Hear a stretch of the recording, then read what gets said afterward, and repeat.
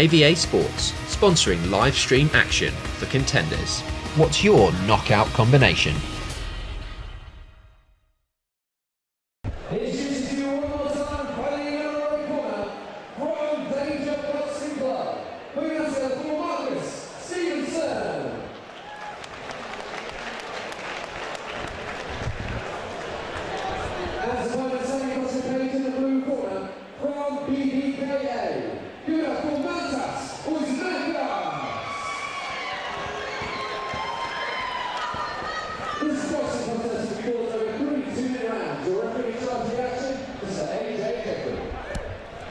Okay, first boxing action in the evening here in the 80kg division. We've got Marcus Stevenson from the rather wonderfully named Danger Boxing Club in the right corner, and we've got Mantas UZEMECKAS from BBKA fighting out the blue corner.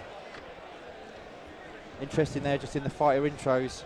Stevenson's corner imploring him, instructed him to look for the uppercuts in this fight, so let's see if he sticks to that plan as we get underway. Marcus Stevenson in the black shoes there, because they've got the same shorts on, and UZEMECKAS in the red shoes. UZEMECKAS the taller of the two. Stevenson's squat. Going to have a height and reach disadvantage in this fight. See if he can get inside. He's getting picked off there as he tries to get inside by the jab from the tall and rangy UZEMECKAS. UZEMECKAS utilising that jab beautifully, and I love the way he moves out of range. Decent damage there, and he's sticking in range. And watch him circle out now. He'll circle out and regain the composure and use that jab, just like that. Beautiful cage work there from UZEMECKAS. He's got a nice jab on him, hasn't he, UZEMECKAS? And as you say, he's moving well. He's not just standing in one place and letting Stevenson get inside on him. He's popping and moving with that jab. Very nice so far. And he looks like he's got a long, powerful right hand behind that jab as well. So the problem here is for Stevenson, how does he get inside and land some of his own shots? He's using that Mayweather guard there, but he's not doing a great job of pulling that lead right shoulder up to stop the jab coming through. But he's doing a great job here now. He's actually firing. Before he was kind of just defending. He didn't put anything in on the shots. After he moves, he has to fire something back, because the jab's kind of relatively effortless for UZEMECKAS. He can sit behind it because he's got the range, he's got the height, he's got the footwork. And really, Marcus Stevenson's got to work his way in. Think Tyson. I think the way he's got to roll in under those punches, slip, then come in with those big power left hooks and right hands. Absolutely, that would be the perfect game plan here. Slip the jab like Tyson used to do, move the head and land a hellacious left or right hook. But that's easier said than done. It's only one Mike Tyson. The ref's going to have a little word here. Yeah, there was... I mean, Stevenson alluded to something. We couldn't quite work out what it was. Nonetheless, they get back to it. And UZEMECKAS is breathing quite heavy, Mark. You see there from his mouth, he's open quite wide. He is actually, isn't he? And as we spoke about earlier, that's always dangerous in combat sports, breathing with your mouth open. Old timers will tell you that'll leave you more apt to getting knocked out. 10-second warning here in the first round. Yeah, Marcus, I mean, he's doing a great job of listening to his corner. They're screaming, get in there. I mean, as he eats a right hand just at the bell there, but he was listening to his corner perfectly. They were saying, get in there, Marcus. Move your head and get in. That's exactly what he needs to do. Get his head off that center line. Use the roll-ins and roll-outs and the slips to get inside and do damage, and work the uppercuts, work the left hooks and the right hands. Absolutely, Dean. That's going to be the key. If he wants to win this fight, he's got to get past that long, rangy jab of UZEMECKAS, the height, the taller man. He had some limited success there, kind of rushing him to the cage and landing some body shots on the cage.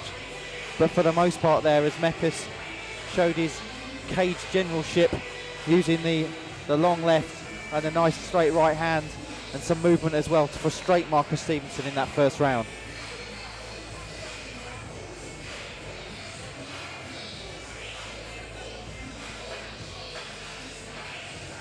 Will be interesting though, as you say, as UZEMECKAS looked like he was taking some big breaths at the end of that round as they come off their stools. He is sucking in some air, isn't he? Let's see if that plays a part here in round two.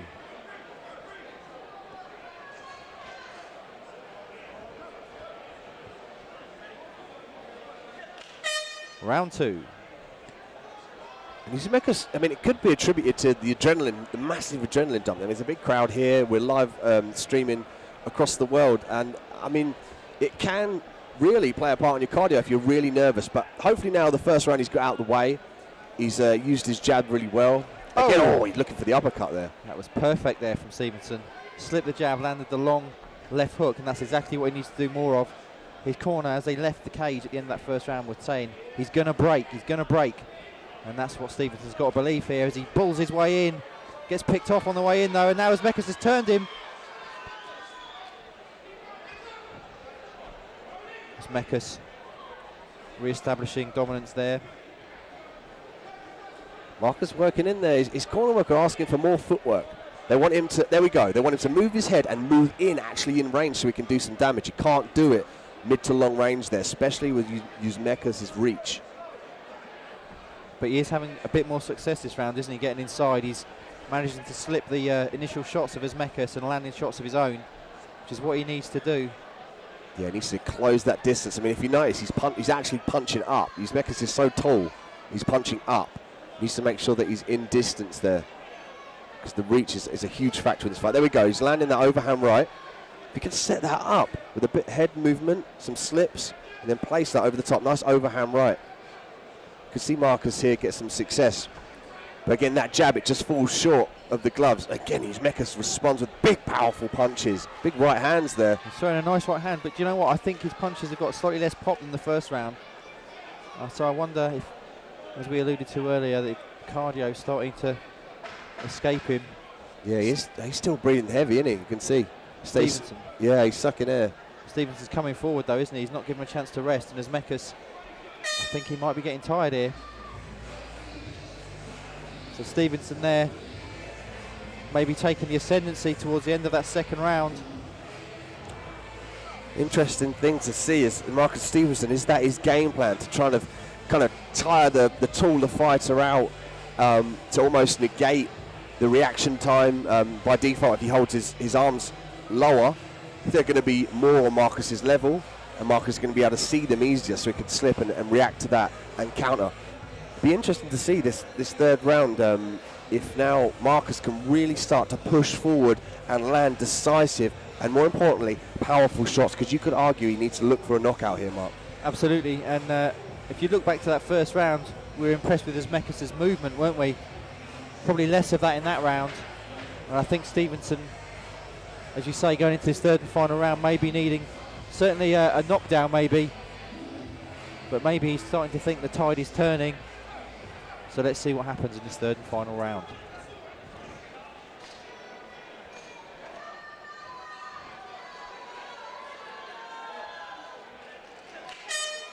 Third round here at Contenders 20. Let's see Marcus Stevenson, he's got to turn up the pace here. His corner are calling out for him to keep his hands up, don't get clipped. So they want him to get in safely and do damage. But you can see straight away he's not wasting any time at all in pushing UZEMECKAS back. And that movement we so admired earlier from UZEMECKAS, he's kind of deserted him now. He's standing in one place, standing in front of him. And that's not what you want to do with a fighter like Marcus Stevenson. Marcus Stevenson looking for a way in. And the way in is that head movement. You can see that. He pulls it off the centre line, slipping. And it allows him to really go past the limb of UZEMECKAS and get in close. He needs to be careful about going backwards. He needs to start coming forward, but moving that head off that centre line. Absolutely, yeah, he is starting to retreat a little bit, and he needs to go forward in this round if he's going to have a chance of winning this fight. Just whiffed there with that right hand. Oh, now he's doing a little showboating. He's obviously going in confidence. He's trying to bait UZEMECKAS in. He wants them to commit to a punch so he can move out the way of it and counter. I think he might be looking for that overhand right. He's using that jab, which torques the other side of your body. So if you jab with the left, it's going to torque the right-hand side. Yeah. If you can come over the top with that right hand, place it on the chin. I think he's looking for it. I think you're right. I think he's looking to go over the top of that jab, isn't he? UZEMECKAS maybe getting a bit lazier with the jab now.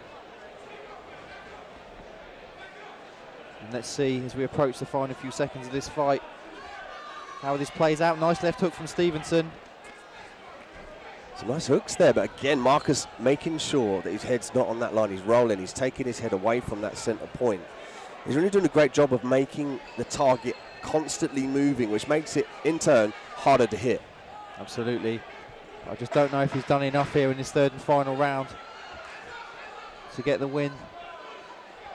UZEMECKAS now advancing as the fight comes to a close. And there we have it. So an interesting matchup there, Dean, of a tall and rangy fighter against a kind of little pit bull of a fighter. Wants to come inside and throw big hooks. How did you see it playing out? It's kind of an old tale, isn't it? I mean, in boxing, it's the reach versus the shorter, powerful guy. You know, in MMA, it's the boxer versus the grappler. I mean, it's difficult to say. You can never see what the judges see. But, I mean, you could argue that UZEMECKAS, even though he kind of tired quite easily, he used his jab really well, and on the inside he used those really powerful hooks. He didn't let STEVENSON get in close enough to land any decisive damage. I mean, there was a couple of overhand rights that landed, but, I mean, they landed basically on the shoulder of UZEMECKAS. Absolutely, yeah, and just in front of us here, Stevenson's taking his hand wraps off. I don't know if he's hurt one of his hands, or whether that's just his thing. Interesting action here at Contenders 20. Mark Heath here with Dean Mittat as we await the judge's decision here in the first boxing match of the evening. You can see here from the replay that, I mean, Stevenson again, the tail of the fight was he was trying to look for a way in, using the jab. He needs to make sure that he comes forward. He's putting his head down there. I mean, UZEMECKAS did a great job of hanging back, utilising his reach, and ultimately controlling and stopping Marcus Stevenson in his tracks.